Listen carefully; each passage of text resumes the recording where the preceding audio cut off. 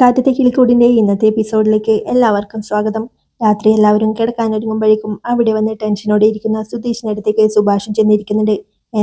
എന്താ കാര്യം എന്നവൻ ചോദിക്കുമ്പോൾ ഞാൻ തലവേദനയാണെന്ന് പറഞ്ഞ് കിടന്നിട്ട് സമയത്രേ ഒരാളെങ്കിലും വന്ന് കുറവുണ്ടോ എന്ന് ചോദിച്ചോ, എനിക്ക് ഭക്ഷണം വേണമെന്നെങ്കിലും ആരെങ്കിലും ചോദിച്ചോ എന്ന് ചോദിക്കുമ്പോഴേക്കും അതിന് അങ്ങനെ ഒരു പതിവ് ഈ വീട്ടിൽ മുന്നേയും ഇല്ലല്ലോ എന്ന് ഹരീഷും പറയുന്നുണ്ട്. ഞാനൊന്ന് പനിച്ച് കിടന്നപ്പോഴേ സുധീഷേട്ടൻ എന്നെ ഇവിടെ തനിയാക്കിയിട്ട് പോയതാ എന്ന് നികേഷ് പറയുമ്പോൾ സുധീഷും ആകെ ചമ്മലോടെ അവരെ നോക്കുന്നുണ്ട്. കൊടുക്കുന്നതല്ലേ തിരിച്ചു കിട്ടൂ സുധീഷേട്ടാ എന്ന് ഹരീഷും പറയുന്നുണ്ട്. അത് ശരിയാ, ഞാനിപ്പോ ചോദിച്ചതാ തെറ്റ്, മാപ്പ് തന്നേക്കണേ, ചോദിച്ചത് വലിയ തെറ്റായി പോയി, ഇനിയിപ്പോ എല്ലാവരും പോയി കിടന്നോ, ഗുഡ് നൈറ്റ് എന്ന് സുധീഷ് പറയുമ്പോഴേക്കും വാ നമുക്ക് കിടക്കാം എന്നെല്ലാവരും പറയുന്നുണ്ട്. ഇവിടെ ഒരുത്തൻ ലവ് പറയാൻ വേണ്ടി ഒരുത്തിയും കൊണ്ട് പുറത്തേക്ക് പോയതാ, എന്നിട്ട് എന്താ സംഭവിച്ചത് പറഞ്ഞോ എന്ന് ചോദിക്കാൻ ആർക്കെങ്കിലും ഒരാൾക്ക് തോന്നിയോ? ഇല്ലല്ലോ എന്ന് സുധീഷ് പറയുമ്പോഴേക്കും എടാ വന്നോടനെ തലവേദന എന്ന് പറഞ്ഞ് നീ ചെന്ന് കിടന്നില്ലേ, അപ്പോൾ എന്തോ കുഴപ്പമുണ്ടായി എന്ന് എനിക്ക് തോന്നി, അതാ ഒന്നും ചോദിക്കാഞ്ഞ് എന്ന് സുഭാഷേട്ടനും പറയുന്നുണ്ട്. ഞാൻ പോയി നിനക്ക് കഴിക്കാൻ എടുത്തുകൊണ്ട് വരാം എന്ന് സുഭാഷേട്ടൻ പറയുമ്പോൾ എനിക്ക് വേണ്ട എന്ന് സുധീഷും പറയുന്നുണ്ട്. എടാ പട്ടിണി കിടക്കണ്ട എന്ന് സുഭാഷേട്ടൻ പറയുമ്പോൾ സാരമില്ല എനിക്ക് വേണ്ട എന്ന് സുധീഷ് വീണ്ടും പറയാണ്. അല്ല പുറത്തു പോയിട്ട് സുധീഷ് ചേട്ടൻ ലവ് പറഞ്ഞോ എന്ന് നികേഷ് ചോദിക്കുമ്പോൾ ഇത് നീ എങ്ങനെ അറിഞ്ഞേ എന്ന് സുധീഷും ചോദിക്കുന്നുണ്ട്. അല്ല സുധീഷ് ചേട്ടനല്ലേ ഇപ്പൊ പറഞ്ഞേ, പിന്നെ സുഭാഷ് ചേട്ടനും പറഞ്ഞു എന്ന് നികേഷ് പറയുമ്പോഴേക്കും ഒരു കാര്യം പറഞ്ഞാൽ രഹസ്യമാക്കി വെക്കാൻ അറിയില്ല അല്ലേ എന്ന് സുഭാഷ് ചേട്ടനോടായി സുധീഷും ചോദിക്കുന്നുണ്ട്. കോർട്ടിൽ പോകുന്ന വിഷമം തീർക്കാനായാണ് ഏടത്തിയെ കൊണ്ടുപോയെന്ന് പറഞ്ഞല്ലോ, അപ്പൊ പിന്നെ വേറൊന്നും പറഞ്ഞിട്ടുണ്ടാവില്ല അല്ലേ എന്ന് ഹരീഷ് ചോദിക്കുമ്പോൾ ഇല്ലടാ, എന്റെ ജീവിതത്തിൽ ഏതെങ്കിലും ഒരു തരത്തിൽ എന്തെങ്കിലും ഒരു കുറുക്ക് കയറി വരും, ഇന്നത് വന്നതേ സതീഷിന്റെ രൂപത്തിലാ എന്ന് സുധീഷ് പറയുമ്പോൾ ഏത് സതീഷ് എന്ന് ഹരീഷും ചോദിക്കുന്നുണ്ട്. എടാ എന്റെ കൂടെ സ്കൂളിൽ പഠിച്ച സതീഷിലെ മനസ്സിലായില്ല, ആ പൂച്ചക്കണ്ണുള്ള അനിയത്തിയുള്ള സതീഷ് എന്നവൻ പറയുമ്പോൾ ആ സതീഷ് ഇടയ്ക്ക് ആ പെൺകുട്ടിയെ സൈറ്റ് അടിക്കാൻ വേണ്ടി സുധീഷ് ഏട്ടൻ അവന്റെ വീട്ടിൽ പോകുമായിരുന്നു എന്ന് ഹരീഷ് പറയുമ്പോൾ സുധീഷും അവനെ നോക്കുന്നുണ്ട്. അതല്ലേ എന്ന് സുധീഷിനോടായി ചോദിച്ചുകൊണ്ട് നോക്കടാ നികേഷെ, കൂട്ടുകാരനെ മനസ്സിലാവാൻ വേണ്ടി ഏട്ടൻ അടയാളം പറഞ്ഞത് കണ്ട എന്ന് ഹരീഷിനോട് പറയുമ്പോഴേക്കും നീ അതൊക്കെ വീട് ഹരീഷെ, ഞാൻ കാര്യം പറയട്ടെ എന്നും പറഞ്ഞുകൊണ്ട് ഞാൻ നിധിയോട് ബീച്ചിലിരുന്ന് സംസാരിക്കാൻ തുടങ്ങുമ്പോഴേക്കും എന്തോ ഒരു ബഹളം, നോക്കുമ്പോൾ സതീഷും അവന്റെ ഗേൾഫ്രണ്ടും വഴക്കിടുന്നു. കാര്യം എന്താണെന്നറിയോ, ആ പെൺകുട്ടിയെ അവന് ഇഷ്ടാ, പക്ഷേ അവൾ അവനെ കൂട്ടുകാരനായിട്ട് മാത്രമേ കാണുന്നുള്ളൂ. Same situation same story. Satheesh ചോദിക്കുക ഏറ്റവും നല്ല ഫ്രണ്ടായിട്ട് സുധീഷ് നടന്നിട്ട് പെട്ടെന്ന് ഇങ്ങനെ ചോദിച്ചാൽ എന്താ പറയാന്ന് എന്ന് സുധീഷ് പറയുമ്പോൾ അപ്പോൾ ഏട്ടത്തി എന്താ പറഞ്ഞേ എന്ന് നികേഷ് ചോദിക്കുന്നുണ്ട്. അതൊരിക്കലും സമ്മതിക്കില്ല എന്ന് പറഞ്ഞു എന്ന് സുധീഷ് പറയുമ്പോഴേക്കും ഹരീഷും പൊട്ടിച്ചിരിക്കുന്നുണ്ട്. അതോടെ എൻ്റെ ഗ്യാസ് മൊത്തം പോയടാ, പിന്നെ ഞാൻ എങ്ങനെ ചോദിക്കും, അഥവാ ഞാൻ ചോദിച്ചിരുന്നെങ്കിലേ സതീഷിന്റെ ഫ്രണ്ട് ചോദിച്ച പോലെ എന്നെ പ്രേമിക്കാൻ എന്താ യോഗ്യതയുള്ളത് എന്ന് അവൾ എൻ്റെ മുഖത്ത് നോക്കി ചോദിച്ചേനെ. ഭാഗ്യത്തിന് ഞാൻ രക്ഷപ്പെട്ടു എന്ന് സുധീഷ് പറയുമ്പോഴേക്കും ഇന്ന് ഏട്ടത്തിയോട് സുധീഷ് ഏട്ടനെല്ലാം പറയുന്ന ഞാൻ കരുതിയത് എന്ന് നികേഷും പറയുന്നുണ്ട്. അപ്പോഴേക്കും സുഭാഷും എടാ നീ അതൊക്കെ വിട്, ഇനിയും ടെൻഷൻ അടിക്കണ്ട എന്ന് പറയുമ്പോഴേക്കും സാരമില്ല, എന്തായാലും വെല്ലുവിളി തീരാൻ 6 മാസം ഉണ്ടല്ലോ, അതിനുള്ളിൽ എന്തെങ്കിലുമൊക്കെ നടക്കുമായിരിക്കും എന്ന് ഹരീഷും പറയുന്നുണ്ട്. വെല്ലുവിളിയോ, എന്ത് വെല്ലുവിളി? എൻ്റെ മനസ്സിനൊന്ന് ബലം കൊടുക്കാനും നിങ്ങളുടെ മുന്നിൽ ഞാൻ തോറ്റിട്ടില്ല എന്നറിയിക്കാനും വേണ്ടി ഞാൻ പലപ്പോഴും വിളിച്ച് പറയുന്നത് ഇതൊക്കെ, അല്ലാതെ വെല്ലുവിളിയൊന്നല്ല കേട്ടോ എന്ന് സുധീഷും പറയുന്നുണ്ട്. സുധീഷ് ഏട്ടൻ ടെൻഷൻ അടിക്കണ്ട, എല്ലാം തുറന്നു പറയാൻ കറക്റ്റ് ഒരു സിറ്റുവേഷൻ ദയവായിട്ട് നിങ്ങൾക്ക് ഉണ്ടാക്കി തരും എന്ന് ഹരീഷ് പറയുമ്പോൾ ഉണ്ടാവോടാ എന്ന് സുധീഷും ചോദിക്കുന്നത്. എന്തായാലും ഉണ്ടാവും ഉറപ്പ് എന്ന് ഹരീഷ് പറയുമ്പോഴേക്കും നീ വാ എന്തെങ്കിലും കഴിക്കാം എന്ന് പറഞ്ഞ് സുഭാഷ് അവനെ വിളിക്കുന്നുണ്ട്. ഏയ് വേണ്ട സുഭാഷ് ഏട്ടാ എന്ന് പറയുമ്പോൾ സുഭാഷ് വീണ്ടും നിർബന്ധിക്കാണ്. മുട്ടയുണ്ടാവോ എന്ന് സുധീഷ് ചോദിക്കുമ്പോൾ മുട്ടയുണ്ട് എന്ന് പറഞ്ഞ് സുഭാഷ് അവനെയും കൂട്ടി അടുക്കളയിലേക്ക് പോകുന്നുണ്ട്. പിന്നീട് രാവിലെ ആകുമ്പോൾ കോളേജിൽ പോകാൻ റെഡിയാവാണ് നികേഷ്. സുധീഷും ടെൻഷനോടെ സോഫയിൽ ചാരിയിരിക്കുന്നുണ്ട്. അപ്പോഴേക്കും നിധിയും അങ്ങോട്ട് റെഡിയായി വരുന്നുണ്ട്. ഏട്ടത്തി റെഡിയായോ, 2 മിനിറ്റ് ഞാനിപ്പോൾ വരാം എന്ന് നികേഷ് പറയുമ്പോൾ നീ പോയിക്കോ, ഞാൻ ഇന്ന് ലേറ്റായിട്ടേ പോകുന്നുള്ളൂ എന്ന് നിധിയും പറയുന്നുണ്ട്. അതെന്താ എന്ന് നികേഷ് ചോദിക്കുമ്പോൾ കോടതിയിലേക്ക് പോകണ്ടേ എന്നവനോടായി പറഞ്ഞുകൊണ്ട് അയ്യോ ഞാൻ ഫോൺ മറന്നു എന്നും പറഞ്ഞ് വീണ്ടും റൂമിലേക്ക് പോകുന്നുണ്ട് നിധി. അപ്പോഴേക്കും ടെൻഷനോടെ ഇരിക്കുന്ന സുധീഷിന്റെ അടുത്തേക്ക് ഹരീഷ് വന്ന് സുധീഷിന്റെ തോളിൽ കൈവച്ചുകൊണ്ട് സുധീഷ് ഏട്ടാ ടെൻഷൻ അടിക്കാതെ ഇരിക്കുക എന്ന് പറയുമ്പോഴേക്കും കൈ എടുക്കടാ വെറുതെ എന്നെ ആശ്വസിപ്പിക്കാൻ വേണ്ടി എന്ന് പറഞ്ഞ് അവന്റെ കൈ തട്ടി മാറ്റുന്നുണ്ട് സുധീഷ്. ഹരീഷ് പോകാൻ ഒരുങ്ങുമ്പോഴേക്കും ഏട്ടാ ഞാനും വരുന്നു എന്ന് നികേഷും പറയുന്നുണ്ട്. ശരിയെന്നും പറഞ്ഞ് വണ്ടിയുടെ ചാവി എടുത്ത് നികേഷിനെയും കൂട്ടി സുഭാഷ് ഏട്ടനോട് യാത്രയും പറഞ്ഞ് അവർ രണ്ടുപേരും അവിടെ നിന്ന് ഇറങ്ങുന്നുണ്ട്. നിധിയും സുധീഷിന്റെ അടുത്തേക്ക് ഒന്ന് പോവാം എന്ന് പറയുമ്പോൾ സുധീഷ് എന്തോ ആലോചിച്ചിരിക്കുന്നത് കണ്ട് സുധീഷേ എന്ന് നിധി വീണ്ടും വിളിക്കുന്നുണ്ട്. സുധീഷ് പെട്ടെന്ന് ഒരു ഞെട്ടലോടെ എഴുന്നേറ്റ് അവളെ നോക്കുമ്പോഴേക്കും കോടതി പോണ്ടേ എന്ന് അവൾ ചോദിക്കുന്നുണ്ട്. പോവാം, ഞാൻ ഒന്ന് മുഖം കഴുകിയിട്ട് വരാം എന്ന് പറഞ്ഞ് സുധീഷ് മുഖം കഴുകാനായി പുറകിലേക്ക് പോകുന്നുണ്ട്. അപ്പോഴേക്കും സുഭാഷ് ഏട്ടൻ അവളുടെ അടുത്തേക്ക് വരികയാണ്.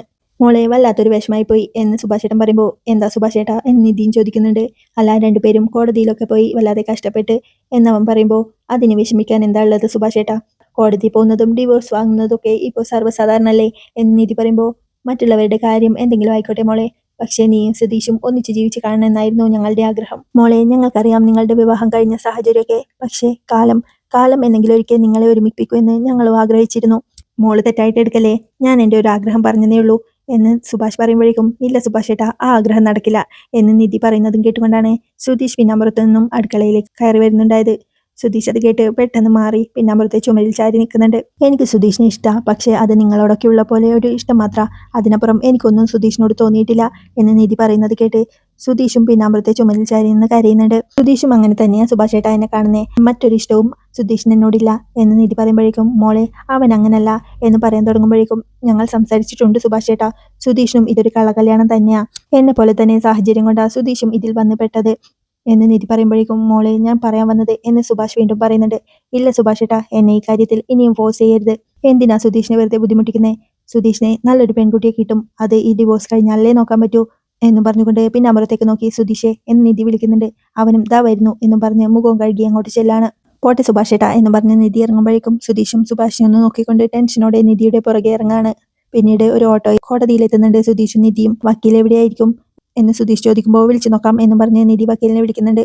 ഹലോ എന്ന് വക്കീൽ ഫോൺ എടുക്കുമ്പോഴേക്കും മാഡം ഞാൻ നിധിയ പുറത്ത് വന്നിട്ടുണ്ട് എന്ന് പറയുന്നുണ്ട്. നിധി അകത്തേക്ക് വന്നോളൂ, ഞങ്ങൾ അകത്തുണ്ട് എന്ന് പറയുമ്പോഴേക്കും ശരിയെന്നും പറഞ്ഞ് നിധി കോൾ കട്ട് ചെയ്യുന്നുണ്ട്. അങ്ങനെ അവർ രണ്ടുപേരും കോടതിക്കകത്തേക്ക് പോവാണ്. വക്കീലും അവരെ കണ്ട് എത്തിയോ എന്ന് പറഞ്ഞ് ഗീതു വക്കീലിനെ വിളിച്ച് ഗീതു ഇവർ രണ്ടുപേരും നമ്മുടെ ക്ലയൻസാ, നിധിയും സുധീഷും, കേസ് നമ്പർ ഒന്ന് പറഞ്ഞു കൊടുക്കണേ എന്ന് പറയുമ്പോഴേക്കും ശരി മാഡം എന്ന് അവരും പറയുന്നുണ്ട്. വക്കീൽ ഒരു ഫയൽ കാണിച്ചുകൊണ്ട് ഇതിൽ സൈൻ ചെയ്യണേ എന്ന് പറയുമ്പോഴേക്കും നിധി സന്തോഷത്തോടെ സൈൻ ചെയ്യുന്നുണ്ട്. സുധീഷ് ആകെ ടെൻഷനോടെയാണ് അതിൽ സൈൻ ചെയ്യുന്നത്. അപ്പോഴേക്കും ഗീതു വക്കീലിനെ വിളിച്ചുകൊണ്ട് ഗീതു ഇവരുടെ കേസ് എപ്പോഴത്തേക്കാണ് വെച്ചിരിക്കുന്നത് എന്ന് ചോദിക്കുമ്പോൾ ഫസ്റ്റ് കേസാ മാഡം എന്നവരും പറയുന്നുണ്ട്. അരമണിക്കൂറിനുള്ളിൽ കോടതി തുടങ്ങും, പേര് വിളിക്കും, അപ്പോൾ ചെന്ന് അവിടെ നിന്നാൽ മതി എന്ന് വക്കീൽ പറയുമ്പോൾ ശരിയെന്ന് അവരും സമ്മതിക്കുന്നുണ്ട്. വക്കീലെ കാര്യങ്ങളൊക്കെ അവരെ ഏൽപ്പിച്ച് അവിടുന്ന് പോകുന്നുണ്ട്. ഗീതു വക്കീൽ അവരുടെ അടുത്ത് വന്ന് കേസ് നമ്പർ പറഞ്ഞു കൊടുത്ത് സമയമാകുമ്പോൾ പേര് വിളിക്കും, അങ്ങോട്ട് ചെന്നാൽ മതി എന്ന് അവരോടായി പറയുന്നുണ്ട്. നിധി വെള്ളം എങ്ങാനും വേണോ എന്ന് സുധീഷ് ചോദിക്കുമ്പോൾ വേണ്ട, കോടതി കഴിയും വരെ എങ്ങോട്ടും പോണ്ട എന്ന് നിധിയും പറയുന്നുണ്ട്. അപ്പോഴേക്കും ജഡ്ജി അങ്ങോട്ട് എത്താണ്. അവരുടെ കേസ് നമ്പർ വിളിക്കുമ്പോഴേക്കും രണ്ടുപേരും അവിടെ ചെന്ന് നിൽക്കുന്നുണ്ട്. നിധി സുധീഷ് ഡിവോഴ്സ് ആണോ എന്ന് ജഡ്ജി ചോദിക്കുമ്പോഴേക്കും അതെ മാഡം എന്ന് നിധിയും പറയുന്നുണ്ട്. ഉറക്കെ പറയൂ എന്നവർ പറയുമ്പോൾ അതെ മാഡം എന്ന് നിധി ഉറക്കെ പറയുന്നുണ്ട്. കല്യാണം കഴിഞ്ഞ് എത്ര വർഷമായി എന്ന് ചോദിക്കുമ്പോൾ 5 മാസം എന്ന് നിധി പറയുന്നുണ്ട്. അതിനുള്ളിൽ ഡിവോഴ്സോ, ലവ് മാരേജ് ആണോ എന്ന് ജഡ്ജി ചോദിക്കുന്നുണ്ട്. അതെ മാഡം സുധീഷ് പറയുമ്പോഴേക്കും നിധിയും ഒന്ന് അവനെ നോക്കാണ്. ഡിവോഴ്സിന് എന്താ കാരണം എന്ന് ജഡ്ജി ചോദിക്കുമ്പോഴേക്കും മ്യൂച്വൽ കൺസെന്റ് ആണ് മാഡം എന്ന് ഗീതു എഴുന്നേറ്റ് പറയുന്നുണ്ട്. അത് പേപ്പറിലുണ്ടല്ലോ, ഞാൻ ഇവരോട് കാരണം ചോദിച്ചതാ എന്ന് പറയുമ്പോഴേക്കും പൊരുത്തപ്പെട്ടു പോകാൻ പറ്റുന്നില്ല മാഡം എന്ന് നിധിയും പറയുന്നുണ്ട്. ആദ്യം കൗൺസിലിംഗ് കഴിയട്ടെ എന്നിട്ട് തീരുമാനിക്കാം എന്ന് പറഞ്ഞ് അവരെ അവിടുന്ന് പറഞ്ഞു വിടുന്നുണ്ട് ജഡ്ജി. അവർ കോടതി വരാതെയിലെത്തുമ്പോഴേക്കും സുധീഷും ഗീതു വക്കീലിനോടായി എങ്കിൽ ഞങ്ങൾ പോയിക്കോട്ടെ എന്ന് ചോദിക്കുന്നുണ്ട്. പോവാനോ, അപ്പോൾ കോടതി പ്രൊസീജിയർ ഒന്നും ചെയ്യുന്നില്ലേ എന്ന് ചോദിക്കുമ്പോഴേക്കും അവരുടെ വക്കീലും അങ്ങോട്ട് എത്തുന്നുണ്ട്. ഞാൻ അപ്പോഴേ പറഞ്ഞില്ലേ ആദ്യം കൗൺസിലിങ്ങിനെ വിടുവെന്ന്, ഒരുമിച്ച് ജീവിക്കാൻ പറ്റില്ല എന്ന് ഉറപ്പിച്ച് പറഞ്ഞാൽ മതി, ഇതൊരു പ്രൊസീജിയർ മാത്ര, ചില തെറ്റിദ്ധാരണകൾ കൊണ്ടും സൗന്ദര്യ പിണക്കങ്ങൾ കൊണ്ടൊക്കെ ഡിവോഴ്സിന് വരുന്നവരെ ഒരുമിപ്പിക്കാൻ വേണ്ടിയിട്ടുള്ള ഒരു കൗൺസിലിംഗ് മാത്രം. നിങ്ങൾ അങ്ങനെയല്ലല്ലോ, നിങ്ങൾ ഏതായാലും ചെന്നിട്ട് വാ, എന്നിട്ടേ എനിക്ക് റോളുള്ളൂ, ഗീതു ഇവരെ അങ്ങോട്ട് കൊണ്ടുപോയിക്കോളൂ എന്ന് പറയുമ്പോഴേക്കും ഗീതുവും അവരെയും കൊണ്ട് കൗൺസിലിംഗ് സെന്ററിന്റെ മുന്നിൽ എത്തുന്നുണ്ട്. അവർ അവിടെ ഇട്ട ഒരു ബെഞ്ചിൽ ഇരിക്കുമ്പോഴേക്കും വിളിക്കുമ്പോൾ ചെന്നാൽ മതി, ഡിവോഴ്സിന് കാരണം പറയുന്നതും പറയാതിരിക്കുന്നതും നിങ്ങളുടെ ഇഷ്ടമാണ്, സ്ട്രോങ് ആയിട്ട് നിന്നാൽ മതി എന്ന് പറയുമ്പോഴേക്കും ഞങ്ങൾ മാത്രമാണോ പോണ്ടേ എന്ന് നിധിയും ചോദിക്കുന്നുണ്ട്. നിങ്ങൾക്ക് മാത്രമേ അവിടെ റോളുള്ളൂ, ഞങ്ങളെ അങ്ങോട്ട് കയറ്റില്ല എന്ന് ഗീതു വക്കീലും പറയുന്നുണ്ട്. വക്കീൽ അങ്ങോട്ട് പോകുമ്പോഴേക്കും നിധി സുധീഷ് എന്നകത്തുനിന്ന് വിളിക്കുന്നത് കേട്ട് രണ്ടുപേരും അങ്ങോട്ട് ചെല്ലുന്നുണ്ട്. നിധി സുധീഷ് അല്ലേ എന്ന് ചോദിക്കുമ്പോൾ അതെ എന്ന് പറയാണ് നിധി. 5 മാസമായുള്ളൂ വിവാഹം കഴിഞ്ഞിട്ട്, അതിനുള്ളിൽ ഡിവോഴ്സോ, എന്താ കാരണം എന്നവർ ചോദിക്കുമ്പോൾ പൊരുത്തപ്പെട്ട് പോകാൻ പറ്റുന്നില്ല മാഡം എന്ന് നിധിയും പറയാണ്.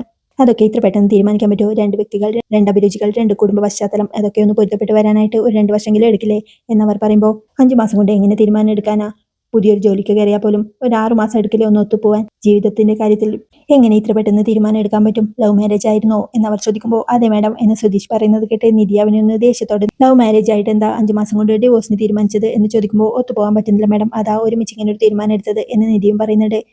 ഒരുമിച്ച് പിരിയാൻ തീരുമാനിച്ച് നിങ്ങൾക്ക് ഒരുമിച്ച് ജീവിക്കാനും തീരുമാനിച്ചൂടെ എന്നവർ ചോദിക്കുമ്പോൾ ഒരുപോലുള്ള ഇൻട്രസ്റ്റ് ഒന്നുമില്ല മാഡം എന്ന് പറയുമ്പോൾ അതൊക്കെ ഒരു കാരണമാണോ എന്നവരും ചോദിക്കാണ്. അതാണ് മാഡം കാരണം എന്ന് നിധി പറയുമ്പോഴേക്കും ഇയാളൊന്ന് പുറത്തേക്ക് ഇരിക്കൂ, ഞാനൊന്ന് സംസാരിക്കട്ടെ എന്ന് സുധീഷിനോടായി പറയുമ്പോൾ സുധീഷും പുറത്തേക്ക് ഇറങ്ങി പോകുന്നുണ്ട്. ഇനി പറയൂ എന്താ കാരണം എന്ന് മാഡം ചോദിക്കുമ്പോൾ അങ്ങനെ ഒളിപ്പിച്ചു വെക്കേണ്ട കാര്യമൊന്നുമില്ല മാഡം, ഞങ്ങൾക്ക് ഒത്തുപോകാൻ പറ്റുന്നില്ല എന്ന് നിധി പറയുന്നുണ്ട്. കുട്ടി ജോലി ചെയ്യുന്നുണ്ടോ എന്ന് ചോദിക്കുമ്പോൾ ഉണ്ട്, ഒരു കൺസ്ട്രക്ഷൻ കമ്പനിയിലെ ആർക്കിടെക്റ്റാ എന്ന് പറയുന്നുണ്ട് നിധി. അപ്പോൾ ഭർത്താവോ എന്ന് ചോദിക്കുമ്പോൾ ഒരു ട്രാവൽസിലെ ഡ്രൈവറാ എന്ന് പറയുന്നുണ്ട്. ഓ, അപ്പോൾ വിവാഹത്തിന് മുന്നേ സ്റ്റാറ്റസ് ഒന്നും പ്രശ്നമില്ലായിരിക്കാം, ഇപ്പോൾ അതൊരു പ്രശ്നമായി കാണുമല്ലേ എന്നവർ പറയുമ്പോൾ അതൊന്നും ഒരു പ്രശ്നമല്ല മാഡം, ഞങ്ങൾ തമ്മിൽ ഒത്തുപോകുന്നില്ല എന്ന് നിധിയും പറയാണ്. ശരി, കുട്ടി പോയി അയാളെ ഒന്ന് ഇങ്ങോട്ട് വിളിക്കേ എന്ന് പറയുമ്പോൾ നിധിയും പുറത്തേക്ക് ചെന്ന് സുധീഷിനെ അകത്തേക്ക് വിളിക്കുന്നുണ്ട്. നിങ്ങൾ എന്ത് ചെയ്യുക എന്ന് മാഡം ചോദിക്കുമ്പോൾ ഒരു ട്രാവൽസിലെ ഡ്രൈവറാ മാഡം എന്ന് സുധീഷും പറയുന്നുണ്ട്. അതാണ് വൈഫിന് പ്രശ്നം എന്നവർ ചോദിക്കുമ്പോൾ അതൊന്നും അവൾക്കൊരു പ്രശ്നമല്ല എന്ന് സുധീഷും പറയുന്നുണ്ട്. പിന്നെ എന്താ നിങ്ങളുടെ പ്രശ്നം, അവളെ കണ്ടാൽ നല്ലൊരു കുട്ടിയാണെന്ന് തോന്നും, നിങ്ങളാണെങ്കിൽ നല്ലൊരു പയ്യനും എന്തിനാ ഇപ്പോൾ ഡിവോഴ്സ്, ഒരുമിച്ച് ജീവിച്ചൂടെ എന്നവർ ചോദിക്കുമ്പോൾ എനിക്ക് ഡിവോഴ്സിന് താല്പര്യമില്ല മാഡം, നിധിക്കാ നിർബന്ധം എന്നവൻ പറയുമ്പോൾ നിങ്ങൾക്കൊന്ന് സംസാരിച്ചൂടെ എന്നവരും ചോദിക്കാണ്. ഇതുവരെ അവൾ ചോദിച്ചതൊക്കെ ഞാൻ നേടിക്കൊടുത്തിട്ടുണ്ട്, ഇപ്പോൾ ഡിവോഴ്സ് ചോദിക്കുന്നു, അതും ഞാൻ കൊടുക്കാണ് എന്നവൻ പറയുമ്പോൾ ഇതെന്താ കളിപ്പാട്ടാണോ ചോദിച്ചോടെ വാങ്ങിക്കൊടുക്കാൻ എന്നവരും പറയാൻ. ഇതൊന്നും വേണ്ടാന്ന് ഞാൻ അവളോട് പറഞ്ഞതാ, പക്ഷെ അവൾക്കായിരുന്നു നിർബന്ധം എന്നവൻ പറയുമ്പോഴേക്കും മാഡം അറ്റൻഡറെ വിളിച്ചുകൊണ്ട് ആ നിധി എന്ന കുട്ടിയെ ഇങ്ങോട്ട് വിളിക്കുക എന്ന് പറയുന്നുണ്ട്. നിധി അകത്തേക്ക് വരുമ്പോഴേക്കും കല്യാണം എന്നത് വേറൊരു നിസ്സാര കാര്യമല്ല, പ്രേമിച്ച് വിവാഹം കഴിച്ചിട്ട് 5 മാസം കൊണ്ട് ഡിവോഴ്സ് എന്നതും സാധാരണയായ കാര്യമല്ല. നിങ്ങളൊന്ന് ഒരുമിച്ച് ജീവിക്കാൻ ശ്രമിക്കുക. നിങ്ങൾക്ക് നിർബന്ധമാണെങ്കിൽ ഡിവോഴ്സ് കിട്ടും, പക്ഷെ ഒന്നും കൂടി ആലോചിച്ച് തീരുമാനം എടുക്കുന്നതല്ലേ നല്ലത്. ചിലപ്പോൾ ഇതൊന്നും വേണ്ടാന്ന് തോന്നിയാലോ. ഇങ്ങനെ ഒരുപാട് കേസുകൾ ഇവിടെ വരാറുണ്ട്. പിന്നെ ഡിവോഴ്സ് കഴിയുന്നതോടെ എല്ലാം കഴിഞ്ഞു എന്നൊന്നും ചിന്തിക്കരുത്, അത് കഴിഞ്ഞിട്ടാണ് കൂടുതൽ പ്രശ്നങ്ങൾ വരാൻ പോകുന്നത്. ജോലി ചെയ്യുന്ന ഓഫീസിൽ പോലും ഡിവോഴ്സ് എന്ന പേരാ ഉണ്ടാവുക. നിങ്ങളോട് ഇത്രയേ പറയാനുള്ളൂ, രണ്ടുപേർക്കും ചെറിയ പ്രായ, മാറി ചിന്തിക്കാൻ ഇനിയും സമയമുണ്ട്, രണ്ടുപേർക്കും ഒരുമിച്ച് ജീവിച്ചൂടെ എന്ന് മാഡം പറയുമ്പോൾ ഇല്ല മാഡം, അത് ശരിയാവില്ല എന്ന് നിധി ഉറപ്പിച്ച് പറയുന്നുണ്ട്. നിങ്ങൾ പറയുന്നത് എനിക്ക് മനസ്സിലാവും, എന്നാലും ഒരുമിച്ച് ജീവിക്കാൻ ഒന്ന് ട്രൈ ചെയ്തൂടെ, എന്നിട്ട് ഒരുമിച്ച് പറ്റുന്നില്ലെങ്കിൽ അപ്പോൾ ഡിവോഴ്സ് നോക്കാം എന്നവർ പറയുമ്പോൾ ഇല്ല മാഡം, ഇത് ഞങ്ങൾ ഒരുമിച്ചെടുത്ത തീരുമാനം എന്ന് നിധി വീണ്ടും ഉറപ്പിച്ച് പറയുന്നുണ്ട്. ഇങ്ങനെ കടുംപിടുത്തം വേണോ നിധി എന്ന് സുധീഷ് മനസ്സിൽ കരുതാണ്. ഇനി എത്ര കാലം കഴിഞ്ഞാലും ഈ തീരുമാനം മാറാൻ പോകുന്നില്ല എന്ന് നിധി പറയുമ്പോഴേക്കും എന്നാലും ഒന്നും കൂടി ഒന്ന് ട്രൈ ചെയ്തൂടെ എന്ന് മാഡവും ചോദിക്കുന്നുണ്ട്. ഇല്ല മാഡം, എന്തെങ്കിലും ഒരു ചാൻസ് ഉണ്ടായിരുന്നെങ്കിൽ ഞാൻ ഇങ്ങോട്ട് വരില്ലായിരുന്നു, ഇതിലൊരു മാറ്റം ഉണ്ടാവില്ല എന്ന് നിധി ഉറപ്പിച്ച് പറയുമ്പോഴേക്കും മാഡവും സുധീഷിനും നോക്കാണ്. സുധീഷും വിഷമത്തോടെ തലയാട്ടി സമ്മതിക്കാണ്.